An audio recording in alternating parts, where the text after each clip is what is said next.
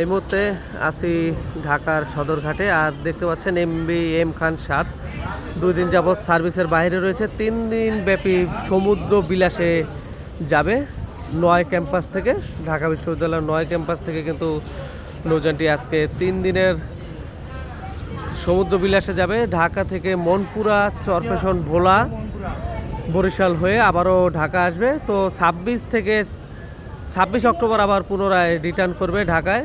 আজকে 23 অক্টোবর ঢাকা থেকে ছেড়ে যাবে এবং 26 অক্টোবর আবারও ফিরে আসবে। তো দেখতে পাচ্ছেন এম খান 7 নৌযানটিকে কিন্তু সাজানো হয়েছে। আমি আপনাদেরকে যদি একটু ভিডিওতে দেখাই, তো লাইটিং করা হয়েছে সম্পূর্ণ নৌযানটিকে। সাইডে দেখতে পাচ্ছেন, হয়তোবা ক্যামেরায় দেখতে পাচ্ছেন, একটু জুম করে দেখাতে চাই। দেখতে পাচ্ছেন এই যে কিন্তু মরিচা বাতি দিয়ে কিন্তু সাজানো হয়েছে নৌযানটি। তো 3 দিন ব্যাপী সফরে কিন্তু আজকে ঢাকা থেকে ছেড়ে যাবে মনপুরা, ভোলা, চরপেশন, বরিশালের উদ্দেশ্যে এম খান 7। তো 26 তারিখে ঢাকা আসার পর কিন্তু আবারও পুনরায় যুক্ত হবে এম খান 7 লঞ্চ বরিশালের উদ্দেশ্যে।